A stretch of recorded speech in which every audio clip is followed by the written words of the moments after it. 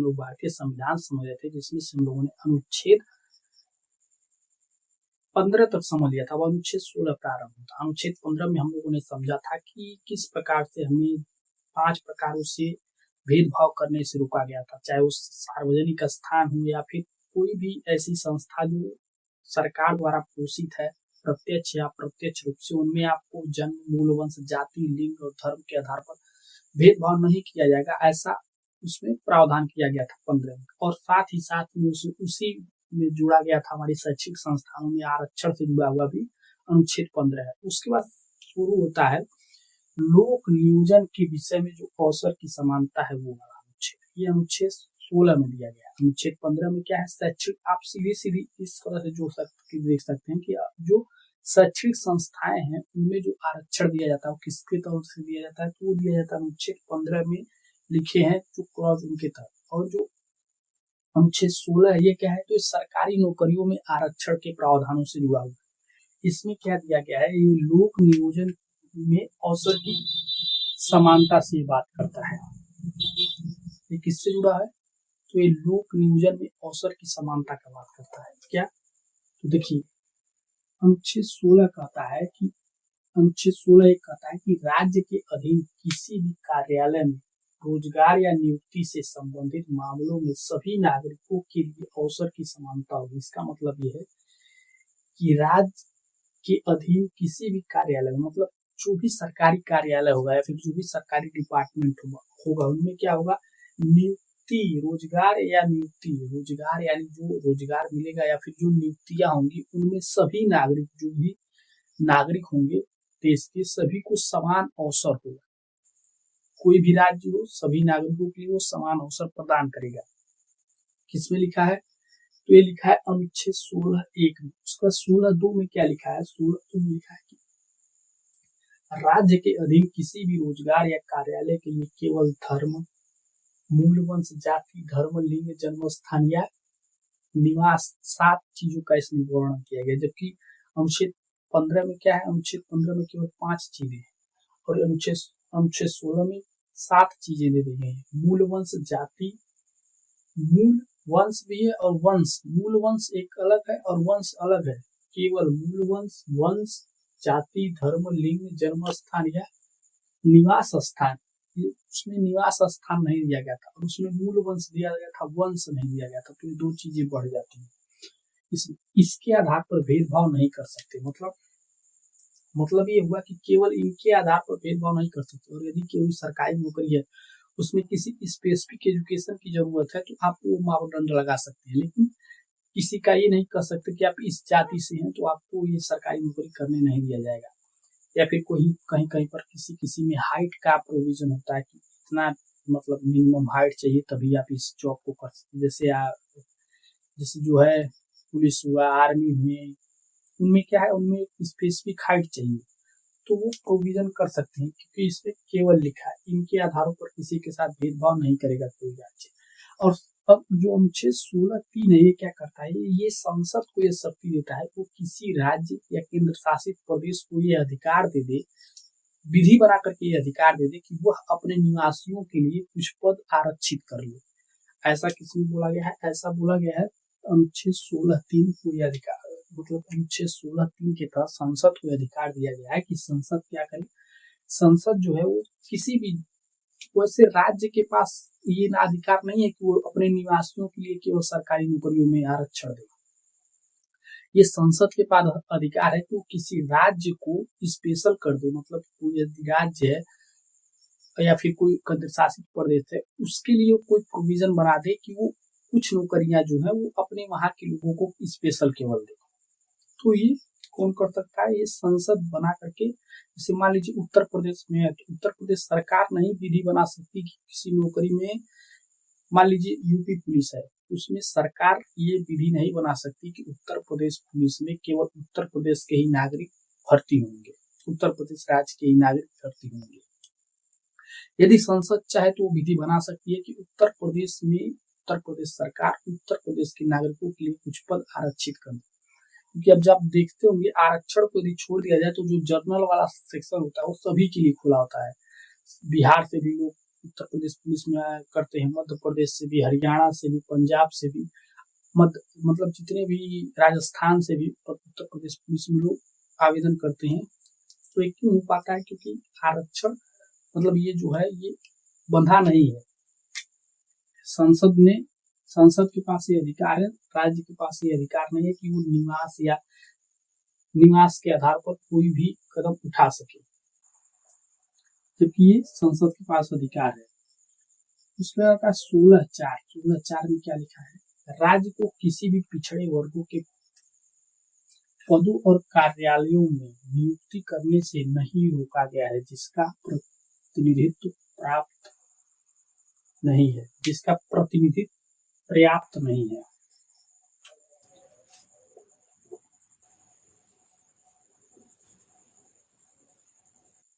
प्रतिनिधित्व क्या है? जिसका प्रतिनिधित्व जो है पर्याप्त नहीं है। इसमें क्या बोला गया है? इसमें ये बोला गया है कि राज्य को किसी भी पिछड़े वर्ग, जो भी जैसे SC ST कहीं पिछड़ा है, कहीं कोई वर्ग पिछड़ा है, उसका जो प्रतिशत है वो सरकारी नौकरियों में एक मतलब अनुपात बना रहे।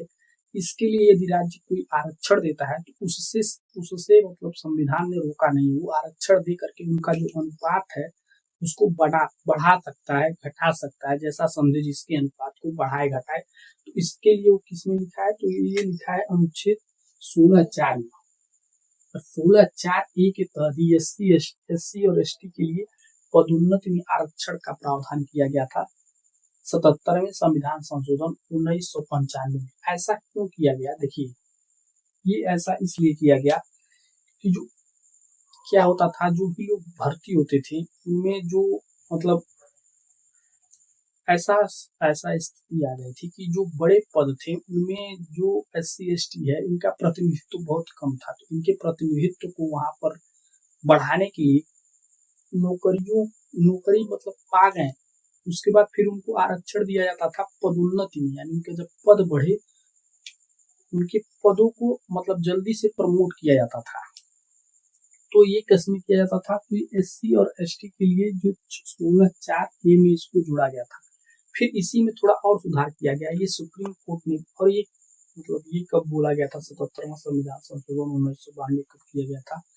तो यह किया गया था जो इंदिरा साहनी मामला था, जिसमें यह हुआ था कि इस मामले के बाद जाकर के सुप्रीम कोर्ट को स्पेशली इनके लिए प्रोविजन करना, मतलब इस सुप्रीम कोर्ट ने ये बोला था कि आप किसी भी सरकारी नौकरी में पदोन्नति में आरक्षण नहीं दे सकते। सुप्रीम कोर्ट ने क्या बोला था? सुप्रीम कोर्ट ने बोला था कि पदोन्नति में आप आरक्षण नहीं दे सकते। तो जब ऐसा बोल दिया सुप्रीम कोर्ट ने तो उसका कुछ काट निकालना था। तो उसके लिए संसद ने क्या किया था? उसके लिए संसद ने 44वां संविधान संशोधन किया था और उसके बाद 1995 में तो इसको जोड़ा था कि इनका पदोन्नति में भी आरक्षण दिया जाएगा SC और ST के लिए। OBC के लिए पदोन्नति में आरक्षण नहीं है, यानी पद उनके बढ़ाने में आरक्षण OBC को नहीं है, लेकिन SC और ST को प्राप्त है। और क्या हुआ था? SC और ST के लिए जब ये आरक्षण मिल गया तो अन्य लोग जो थे वो न्यायालय में गए। तो उन लोगों ने बोला कि इनको जो आरक्षण मिल रहा है उससे यह, मान लीजिए एक ही साथ भर्ती हुए दो लोग, और मान लीजिए दो लोग भर्ती हुए, एक ने 5 सालों पर ए और B दो लोग भर्ती हुए, ए SC ST कैटेगरी से है और B जो है वो मतलब अन्य कैटेगरी से। तो ए को जो पदोन्नति 5 साल में होना है वही पदोन्नति ए को 3 साल में मिल गया और B को 5 साल बाद में मिला। उसके बाद जाकर के ऐसा इन लोगों ने किया था, जो अन्य लोग थे उन लोगों ने जाकर के सुप्रीम कोर्ट में यह बुलवा दिया कि इंदिरा साहनी वर्सेस भारत संघ मामले में ही नहीं हो पाया था। ये हुआ था कब जाकर के? तो ये हुआ था 2001 में। 2001 में हुआ कि ऐसा कर दिया गया प्रोविजन कि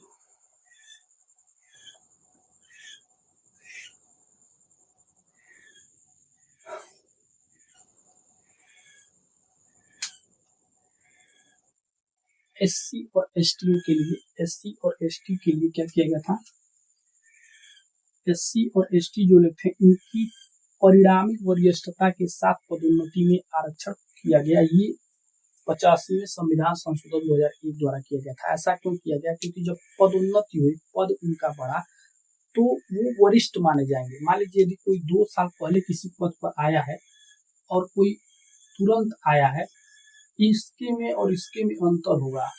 लेकिन इसके पहले क्या था, जब ये संविधान संशोधन नहीं हुआ था, इसके पहले क्या था, इसके पहले ये था, मान लीजिए कोई एससी या एसटी का है कोई, और उसका पदोन्नति हुआ है 2 साल पहले, और 2 साल से वो किसी पद पर काम कर रहा है, और कोई जर्नल से है या फिर ओबीसी से है, वो भी पदोन्नति होकर के का मतलब अभी इसी साल आया, और कोई 2 साल से वहां पे काम कर रहा है। ऐसा पहले माना जाता था कि ये दोनों लोग क्या है, ये दोनों लोग इक्वल है, क्योंकि सेम पोस्ट के थे, सेम मतलब भले ही इसका पदोन्नति 2 साल बाद हुआ है, लेकिन अब ये दोनों बराबर हैं, ऐसा मान लिया जाता था। पर जब ये हुआ, जब जाकर के 85वां संविधान संशोधन 2001 में हो गया, उसके बाद क्या हो गया, उसके बाद परिणामी वरिष्ठता जो है उसको वैधता दी गई। यानी ये जो है, ये 2 साल पहले आए हैं, तो इनके पास जो है वो ये वरिष्ठ माने जाएंगे इनसे, क्योंकि ये पहले आए हैं इस पद पर।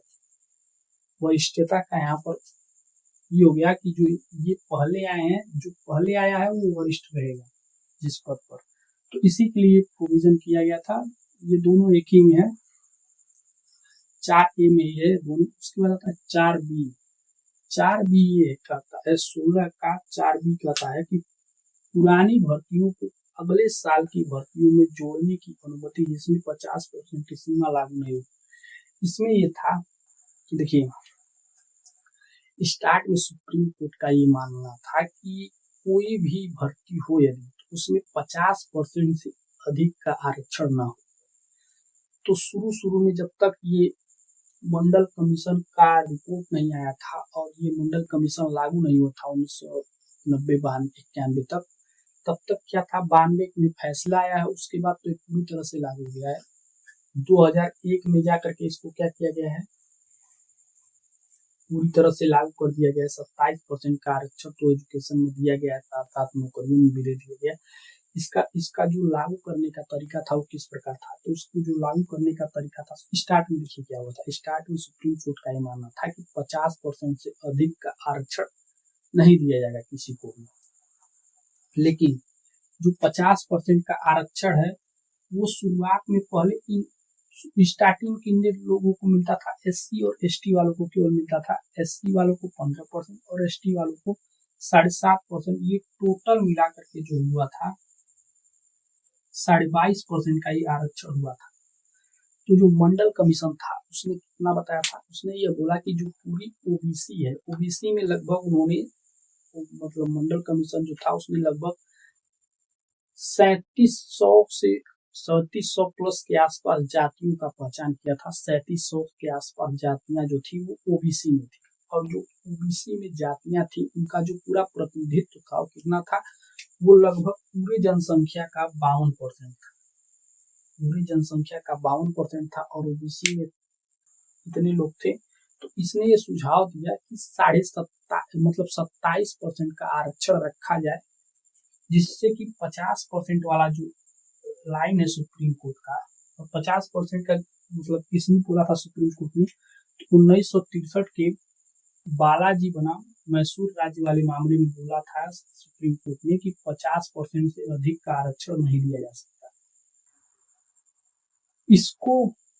इसको बरकरार रखते हुए जो मंडल आयुक्त था उसने यह बोला कि 27% का आरक्षण किसको दिया जाए, ओबीसी को दिया जाए। 27% का आरक्षण किसको दिया जाए, 27% का जो आरक्षण है वो ओबीसी को दिया जाए। अदर बैकवर्ड क्लास जो है उसको 27% का आरक्षण दिया जाए, जिससे कि ये जो अनुपात है 49.5% हो जाए। अब भी ये 50% से कम ही था। तो इस प्रकार से व्यवस्था हो गया, और इसी में इंदिरा साहनी वर्सेस भारत संघ में ही ये जो 10% आरक्षण था आर्थिक रूप से जो कमजोर वर्ग हैं उनके लिए भी, मतलब जब ये लागू किया गया ओबीसी का आरक्षण, तो उसी समय ईडब्ल्यूएस का आरक्षण भी लागू किया जा रहा था, पर उस समय सुप्रीम कोर्ट ने इसको आधार नहीं माना। उसने क्या माना, जो सामाजिक रूप से पिछड़े हैं और जो शैक्षणिक रूप से पिछड़े हैं उनके लिए बस आरक्षण दिया जा सकता है। तो टोटल उस समय आरक्षण कितना हो गया था, उस समय आरक्षण जो था वो 49.5% था, जो कि सुप्रीम कोर्ट मतलब जितना सुझाव दिया था उसने 1963 में जो सुझाव दिया था उसी को 1992 में बरकरार रखा था, उसको ये पूरी तरह से लागू कर रहे थे, मतलब उसको पूरी तरह से मान रहा था। उसके बाद ये 10% का जो आरक्षण था इसको लागू करवाने के लिए जो 2019 में हुआ संविधान संशोधन 103वां संविधान संशोधन किया गया, उसके बाद क्या हुआ, उसके बाद मतलब 16(6) जोड़ा गया और आर्थिक रूप से कमजोर वर्गों के लिए 10% के आरक्षण का प्रावधान किया गया। किसके लिए किया गया? ये आर्थिक रूप से जो कमजोर वर्ग है और ये जर्नल वालों के लिए है, जो जर्नल में थे जिन और जर्नल में है पर आर्थिक रूप से कमजोर हैं उनके लिए क्या किया गया, उनके लिए 10% का आरक्षण किया गया। अब ये कितना हो गया? अब ये 49.5% का आरक्षण टोटल है। 49.5% का ये आरक्षण है जो कि जाति के आधार पर दिया जाता है। इसमें और भी आरक्षण जुड़ते हैं, जैसे कोई कुछ जगहों पर जुड़ जाएगा, जैसे कि कुछ लोग फिजिकली अनफिट हैं उनके लिए भी आरक्षण कहीं कहीं दिया जाता है, तो सब मिला जुला करके अब बढ़ जाता है। 50% वाला जो दायरा था उसको ये पार कर चुका है। तो यही था। और इसमें एक ये था जो 16(5) है, इसमें क्या बोला गया, इसमें किसी भी धार्मिक संस्था या पद पर उसी धर्म के व्यक्ति की नियुक्ति के बारे में बोलता है। जो 16(5) है क्या बोलता है कि जैसे मान लीजिए हिंदू का मंदिर है तो उसमें हिंदू ही पुजारी बने, मुसलमानों का है तो मुसलमान ही उसमें क्या बोलते हैं, जो भी बोलते हैं वो बने उनके धर्म का। तो जिस हिसाब से ईसाइयों का हो तो उसमें पादरी ही धर्म का प्रमुख बने, तो इसलिए ये बोला गया था धार्मिक जो है ये 16(5) क्या बोलता है, किसी भी धार्मिक संस्था के जो पद हैं उनके ऊपर उसी धर्म के लोग रहें तो बेहतर होगा, ऐसा इसमें। तो यही था आरक्षण। आरक्षण किसी एक जाति को नहीं मिल रहा है, वर्तमान समय में आरक्षण सभी को मिल रहा है, चाहे वो किसी कोई भी जाति हो, हर जाति में आरक्षण है।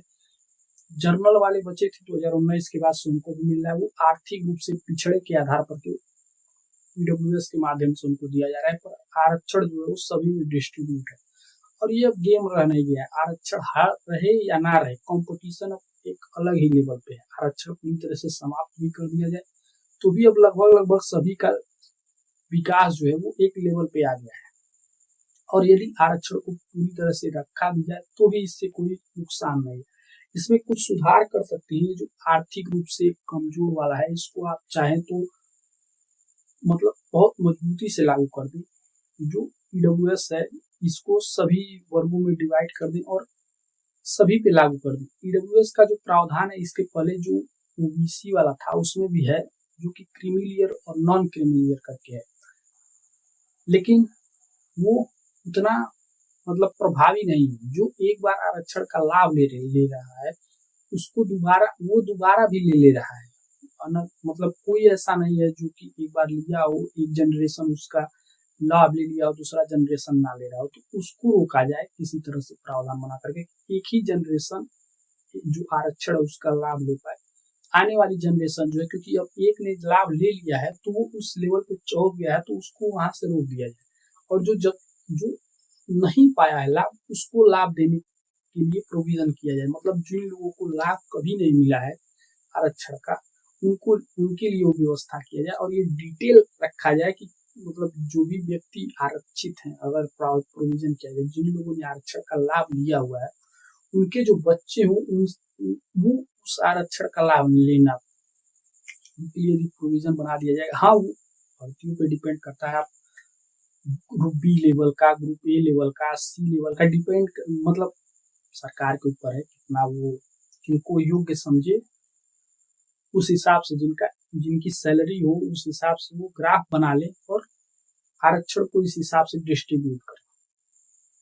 यही था आर्टिकल 16। और इसके ऊपर एक पार्टी भी बन गई है, क्या आरक्षण हटाओ करके एक पार्टी भी बन गई है। ये हटेगा नहीं, वो कुछ भी आप कर लीजिए।